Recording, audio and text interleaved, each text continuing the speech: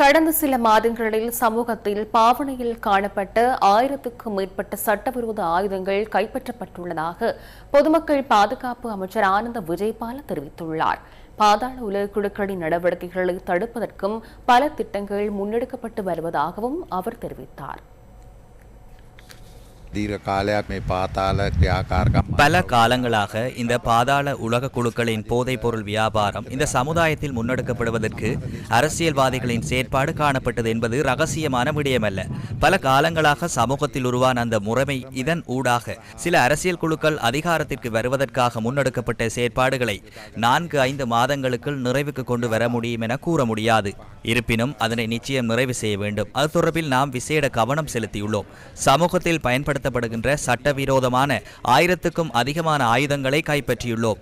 அதேபோன்று பாதாள உலக குழு அல்லது பாதாள உலக குழு நடவடிக்கையில் ஈடுபடுகின்றவர்களை கைது செய்துள்ளோம். அதேபோன்று கடந்த காலத்தில் பாதாள உலக குழுக்கள் நடவடிக்கையில் முப்படையினர் ஈடுபடுத்தப்பட்டிருந்தனர். இராணுவத்தில் இருந்து விலகி சென்றவர்கள் அல்லது தப்பியோடியவர்களை கைது செய்கின்ற நடவடிக்கைகள் முன்னெடுக்கப்பட்டுள்ளது. இதுவரை 1700 பேர் கைது செய்யப்பட்டுள்ளனர். அதனால் இந்த நாட்டில் உள்ள பாதாள உலக நடவடிக்கைகளை நிறுத்துவதற்கான அல்லது ஒழிப்பதற்கான தேவை உள்ளது.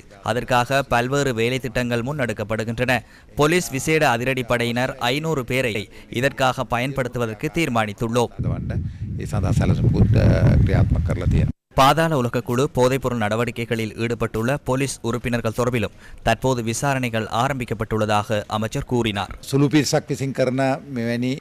ஒரு சிலர் செய்கின்ற தவறான விடயங்களால் முழு போலீசாருக்கும் முப்படையினருக்கும் அவதூறான பேர் ஏற்படுகின்றது. பலர் உண்மையுடனும் அர்ப்பணிப்புடனும் கடமைகளை செய்கின்ற சந்தர்ப்பத்தில் சிலர் மாத்திரம் செய்கின்ற பிழையினால் முழு போலீஸ் உறுப்பினர்களுக்கும் அவதூறு ஏற்படுகின்றது. அதனால் அது தொடர்பில் கவனம் எடுத்து அவர்களை அடையாளம் கண்டு சேவையில் இருந்து நீக்க ஒழுக்காற்று நடவடிக்கைகளை முன்னெடுப்பதற்கும் நடவடிக்கை எடுத்துள்ளோம். இப்போதும் அது தொடர்பான விசாரணைகள் முன்னெடுக்கப்படுகின்றன. எதிர்காலத்திலும் அது தொடர்பில் நடவடிக்கைகளை முன்னெடுக்குமாறு பிரதி போலீஸ் மா அதிபருக்கு ஆலோசனை வழங்கியுள்ளோம். ஏனென்றால் போலீஸ் துறையை தூய்மையாக்கும் செயற்பாடு அவசியமாக உள்ளது. විමර්ශනය කරලා විනය ක්‍රියාමාර්ග ගන්න කියලා. මොකද පොලිසිය පිරිසුදු කිරීම අවශ්‍යයි.